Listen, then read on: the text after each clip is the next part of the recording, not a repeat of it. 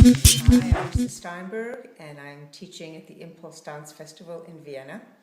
And I teach two classes. One is an advanced Limón class, and one is a beginner class, which to me is just beginning dancing.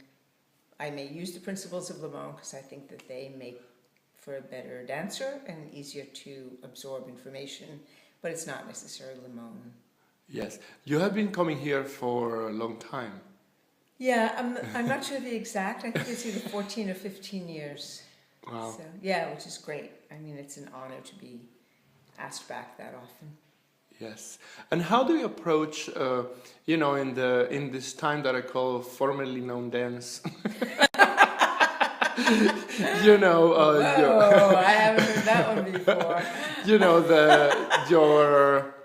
How do you approach even the beginning or the professionals and the idea, our approximations to Limón technique?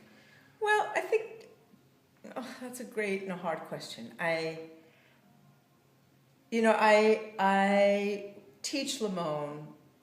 I teach Limón not because I know it. I teach Limón because I think it's those principles that make you a better dancer, no matter what you're doing. And I believe that. And if I didn't believe it, I wouldn't teach it because I'm not mercenary and I would figure out something else or I wouldn't teach. Mm-hmm. So, I think it's challenging. I'm always, to be honest, nervous when I come here because, let's see, what am I, the formerly known as dance or something, which is better than old-fashioned. But even in all the work that I see they're doing, all the floor work and all the propelling through space, the fundamentals of what makes a good dancer to me are the same. Yeah. And if you don't know where your anatomy is going in space, if you're not working with breath, if you're not working with direction, focus, initiation, intention, then for me, that's not so interesting. Yeah, so then I was going to ask, but you name it, some of them. So that's perhaps certain things that are fundamental directions of, or things that we can identify in a good contemporary dancer or the dancer of our times. Yeah, and so it was interesting at the end of the advanced class yesterday when I was saying goodbye to them, I asked them to not think about the steps we were doing, but thinking about the tools that allowed them to do them. Mm-hmm. Because steps are steps, but the how you do them, it's no different than the how you speak. That's what makes, for me, communication interesting. You could use a whole bunch of big words and have no dynamic range, have no intention, have no, I'm not going to care. You could use simple words, but have a lot of those things and that contain it, that put in the frame, and I will listen to you for hours. So I feel very much that same way in dance. Yeah. And what is then in the Limón technique, let's say, that you feel that aim directly to that? Because, with you was like many years ago that the first time that I danced with imagery directly. Oh, wow. It was like in Venezuela, it was like this moment of dancing with your name or dancing with that you are an essence, that there's a smell coming out of a good perfume. So that was a long time ago. But, what are then certain characteristics of what you happen to be teaching now? Well, I think if we really are talking about José specifically, I mean, his whole intention was the humanity of being an artist. And I think that that's really very important. And so, I think that the language, the vocabulary that people are using today, I think, it's extraordinary. All of the floor work and propelling yourself up and down. I still think how you do that is very important, and as anybody would agree, I think. And so I think Limón talks about moving from the bones and moving with dynamic range and fall and rebound or release and opposition, whatever the words are that you want to do it. There's surely the language of Limón that, the weight of every part of your body and using gravity. And when gravity, we all work with momentum. If I have anything I would like to say to people who teach the work of today, is that momentum is an extraordinary thing. It's also potentially incredibly dangerous. And if you don't know where momentum is coming from and where it's taking you to, and you're not responsible for those two places, then I think the dancer has less capacity to know what they want to say, because they're just trying to hold on to some sense of safety. And I think one of the ideas that I love so much about Limón and how it attaches itself to contemporary or release technique is that it really does come from a place of opposition. And then it's completely free in the fall, and then it goes to another sense of opposition. But what we do know, and I talk about this all the time, is what the track is of the body part that's free. Like, where is it in space? Yeah. And I choose to think where it is in space is important. That doesn't mean anybody else has to, but I think it's important. Yeah. And then how do you relate technique with kind of aesthetics of style? And do you think that our ideas of virtuosity are changing? You know, because there are a lot of work that we see that is fascinating to hear also, to see extremely conceptual work wherever that we don't see something that we can directly see as dance is more like a contemporary performance in which there is movement, and then something that are perhaps more traditionally identified with dance. So how do you think that is our idea of taste in all this? Well, I think there's no generation that doesn't have the traditional and the new. I think, Jose used to say modern dance, which was modern then, its responsibility is to be a reflection of the times. And, if he were alive today, who knows what he'd be creating, yes. Right? So I do think a lot of the work is a reflection of the times. One of the things that I feel strongly about is I think there are two words that I love. Well, there are many words I love, but two particularly. I love the word work, and I love the word technique. And I think both, no matter what you do, there's a technique of doing it. There's a technique to baking a cake. There's a technique to making a bed. There's a technique to putting your leg in space.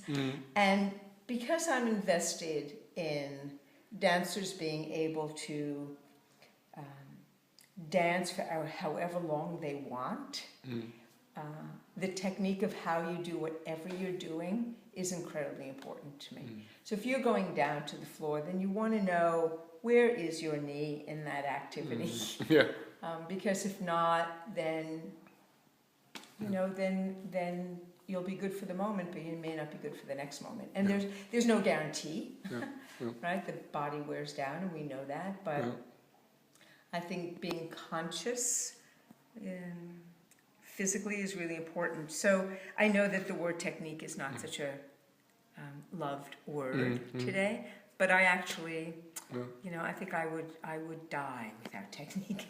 Yeah, it's like we may not be out of it, never. It's just like we probably may not be aware, but that we're always within certain kind of design context or trainings, or getting used to it. So I think it's just to figure out how you get people to speak what you want them to say, and that is, for me, that's the definition of technique, the how of something. How do I do that?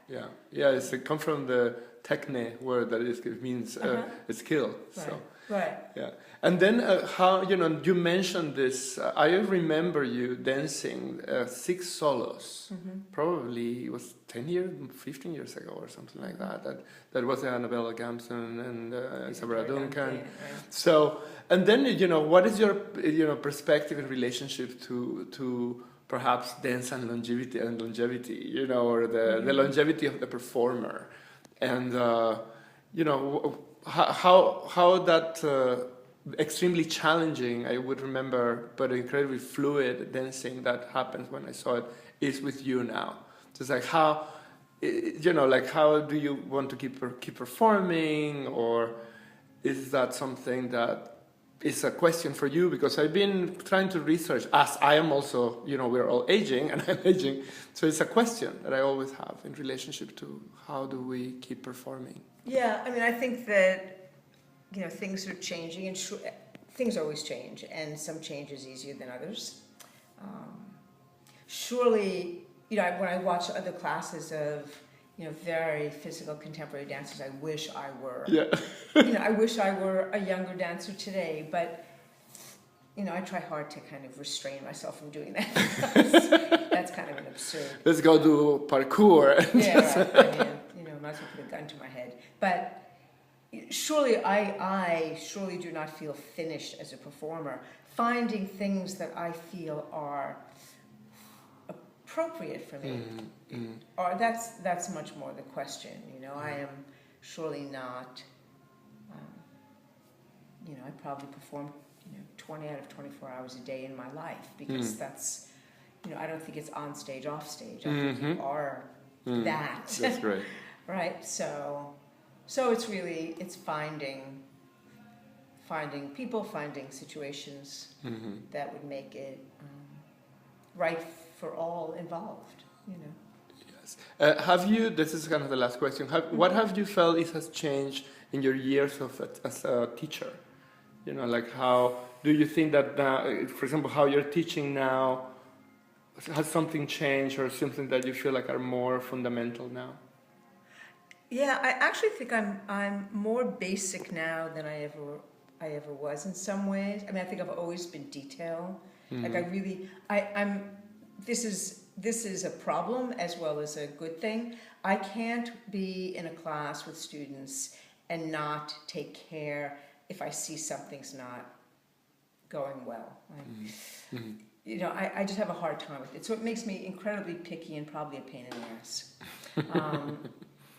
But I just feel so, I feel so responsible when people walk in and say, here's your body. And I did it, for years, right? And you just walk in, and with this absolute trust, you give your bodies to people. And I think that is such a huge responsibility.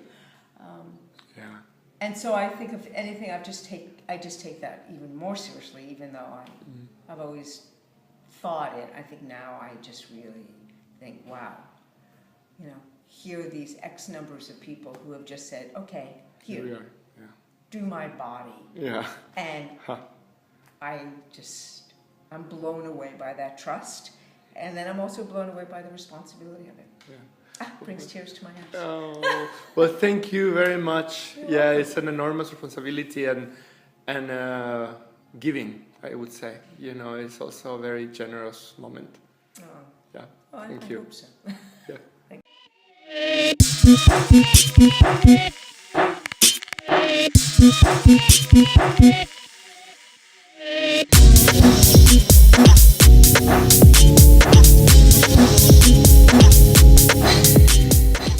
class, which to me is just beginning dancing. I may use the principles of Limón because I think that they make for a better dancer and easier to absorb information, but it's not necessarily Limón. Yes, you have been coming here for a long time. Yeah, I'm not sure the exact. I teach Limón. I teach Limón not because I know it. I teach Limón because I think it's those principles that make you a better dancer no matter what you're doing.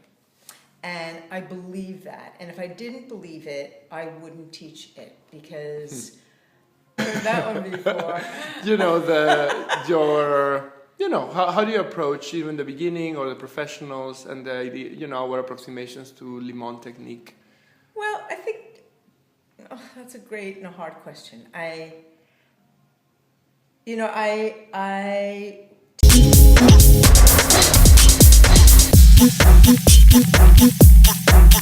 I'm Risa Steinberg, and I'm teaching at the ImPulsTanz Festival in Vienna. And I teach two classes. One is an advanced Limón class, and one is a beginner. It's either 14 or 15 years. Wow. So, which is great. I mean, it's an honor to be asked back that often. Yes. And how do you approach, in this time that I call formerly known dance? I haven't